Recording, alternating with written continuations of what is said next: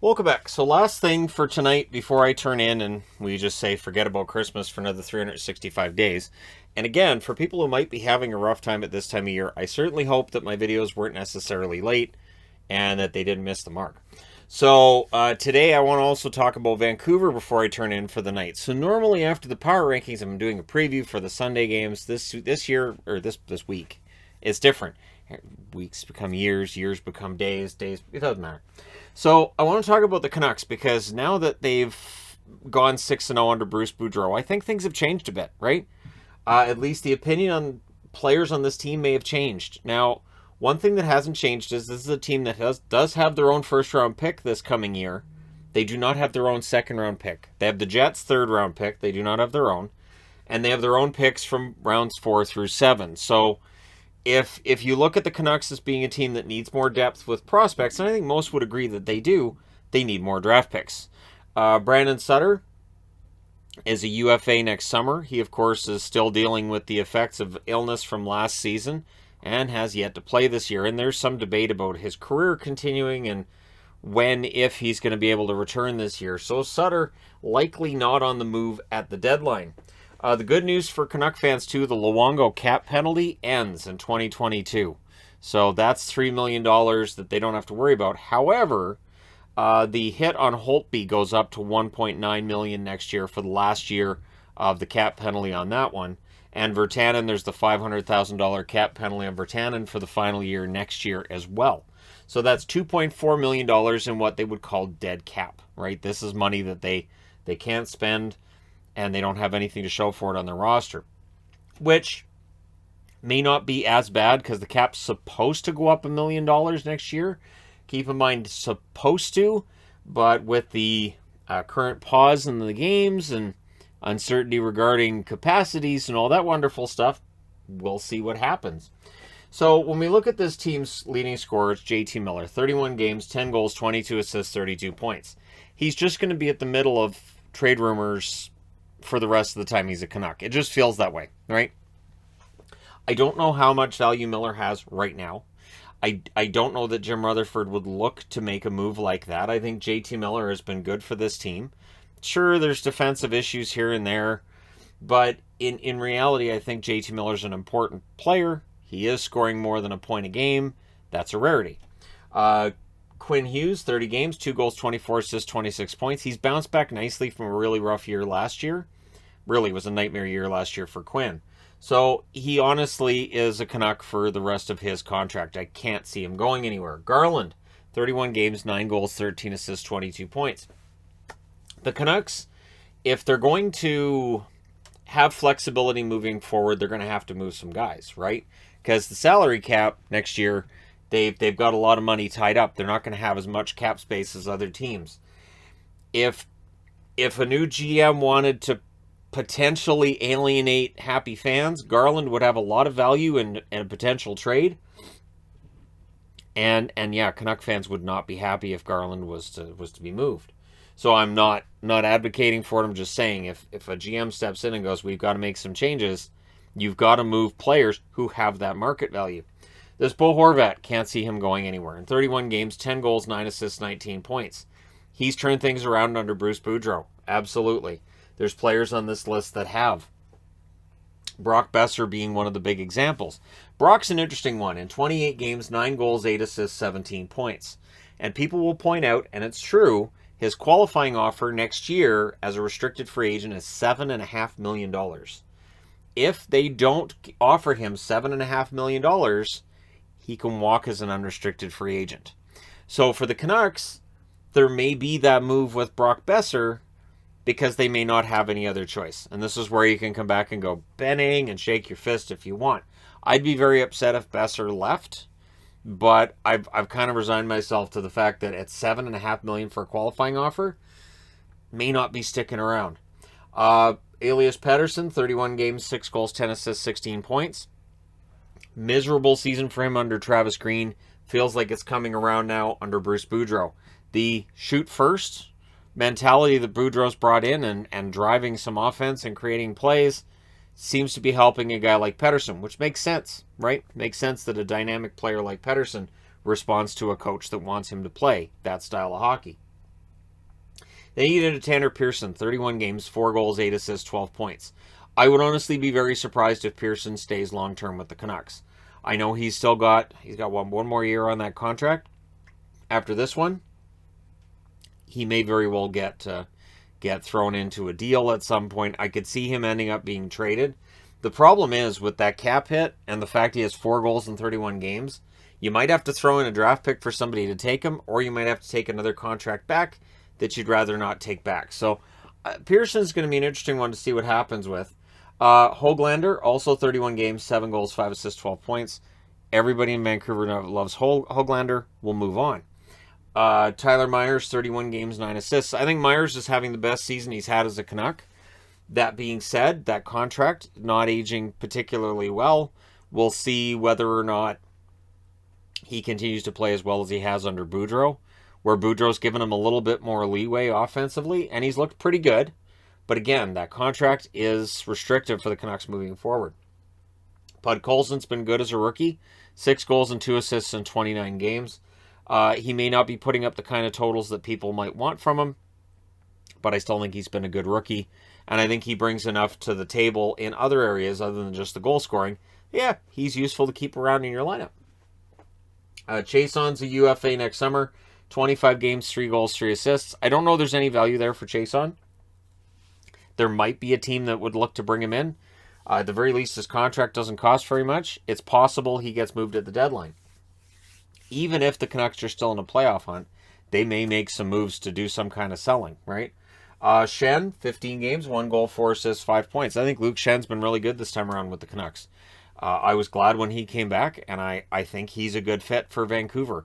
Honestly, when he decided to go to Tampa, while I understood it, I was disappointed when he did it a few years back because I really liked Shen on the Canucks, and I felt like it was a good fit, and this time around, it's still been a pretty good fit. Ekman Larsen in 28 games, 2 goals, 3 assists, 5 points. He's had some of the most steady 5-on-5 defensive numbers for the Canucks. However, that contract, it's a very long contract. I would think a new GM, if he had an opportunity to maybe, say, get that contract out so he has more leeway going forward, it's possible. That being said, that contract would not be easy to move. And for a team that can't afford to give up big draft picks to get rid of a contract, I can't see him going anywhere at this stage. Dickinson's been better under Boudreau than he was under Travis Green. 29 games, 2 goals, 2 assists, 4 points. The points haven't been where you'd want them to be, even though he is a bottom 6 forward. I think those numbers should be doubled. 4 goals, 4 assists, 8 points would be more along the lines of where he should be. But he can still get there. And he's been driving some of the play lately. I think he'll stick around. Dowling, useful utility forward. 17 games, 2 goals, 1 assist for Dowling. I like his work ethic. Always have since he was in Dallas. I really think that he has an opportunity to be that 13th forward that comes in when somebody gets hurt type guy. Tyler Mott, UFA next summer. 16 games, 2 goals, 1 assist, 3 points. Tyler Mott is very popular in Vancouver circles with fans. I think he's popular with his teammates. If Vancouver gets an offer they can't refuse for Mott, they probably take it. Otherwise, Mott should be staying in Vancouver. Kyle Burrows, 26 games, 1 goal, 2 assists, 3 points. Hasn't been bad. His plus-minus is kind of ugly, but he's not the only one in Vancouver with kind of an ugly plus-minus. I think he's exceeded any expectations I had for him, and so far it's been pretty good. Tucker Poolman, less so. 27 games, 1 goal, 2 assists, 3 points. So I think with Poolman, if his contract was for half the value that it is, I think people would look down their nose at him a little bit less. But yeah, the Poolman contract has not aged well, and we're about a third of the way into the season. I don't know that they necessarily trade him because, again, a new GM could come in and look at this team and say, okay, I'm going to trade out, and start pegging off guys. He may not have the attachment to the players that GM Jim Benning might have had, right? And it's something I've mentioned before where, a new GM comes in and might clean house, and then 5 years later when presented with similar conundrums and problems, they decide, no, I'm not going to make those moves. And it might be because they're attached to that team and they're attached to those players on some level that makes it so they're not objectively able to make those decisions. They're just, no, I'm not moving that player. I really like him. Lamico, 24 games, 1 goal, 1 assist. He's an RFA next summer. And Lamico as a fourth liner has been passable. But here's the thing. For the Canucks to actually become a contending team and to really start to become a threat going forward, they need a bottom six that looks like a bottom six for a contending team. So you wouldn't have guys that are just passable and okay, not bad. You'd have a bottom six that genuinely can change the complexion of the game, either through a bunch of hits, through some really fast plays. Teams now, even their bottom six, usually pretty fast if they're a contending team, right? So foot speed's more important than ever. Highmore, 8 games, 2 assists for him. That's it in the 8 games. He's an RFA next summer too. I've liked Highmore when he's been in the lineup. I think he's fine. I honestly, I think he's serviceable. Brad Hunt, 6 games, 1 assist, UFA next summer. He's a hired gun. He's a guy you bring in. He can be your number 7. He can play in the AHL if he needs to. He'll clear waivers if he needs to. And Hunt has been okay in the 6 games for Vancouver. Not stellar, but okay. And again, that's part of the storyline is for the Canucks to really and truly become a contending team, they need to have guys that aren't just, well, he's okay, right? You need to have those, wow, it's great to have this guy as a number 7 defenseman because, man, it's seamless when he's in there and he's really pretty darn good. And then you got Hamonic, 9 games, 1 assist. There's been more talk about Travis Hamonic this year than almost everybody else on the board. And I kind of get it. But at the same time, I don't know how long Hamonic's going to be in Vancouver. I don't know what the plan's going to be going forward with him and with the blue line in general. The blue line's numbers have been okay, but there's still room for improvement there. And I think that's what whoever becomes the general manager is going to have to look at, is how do I improve this blue line? And then, for a team that's missed the playoffs as much as the Canucks have, they don't really have the level of blue chip prospects that they should. When you're trading out prospects and draft picks to try to, get your way into the playoffs and pick up these veterans. And one of the weirdest things to me was moving out guys who are 18 or 19 for guys who are 22, 23 and saying, well, they're further along in their development, which is an interesting take, but doesn't mean that the development for the younger guys you traded away isn't going to, skyrocket. And Gustav Forsling, right? So, yeah, for the Canucks, it's going to be interesting to see what a GM does. And then, of course, in net, Demko is the guy. 13-11-1 with a .919 save percentage. Since the new coach takes over, he's been 5-0. And all of the talk about his struggles early in the season disappeared. Halak, 1-4-1 with a .905 save percentage. Jaro Halak, his record is not great. The Canucks don't give him goal support either. He's a free agent next summer. I still think he's a placeholder, I think, next summer. I think Mike DiPietro is going to end up being basically, given the opportunity to win the job as the backup goaltender. And that, of course, can change under the next GM as well. So, really with the Canucks, I'm not sure that there's a lot of changes that get made other than the ones that have to. Investor may be the one that has to be made, right? And that would have to be before the deadline to give that qualifying offer. Otherwise, the Canucks, you would think, would have to give him that $7.5 million qualifying offer and then hope that they can make a move after that, if that is what's going to take place. If you're going to find $7.5 million for Besser, you likely have to cut somebody else from the roster. So it's going to be interesting to see what they do. It's kind of a Christmas present to myself, much like I did on The Entertainment Guy, where I talked about one of my favorite movies from the 80s for 25 minutes, because it's a Christmas present to me.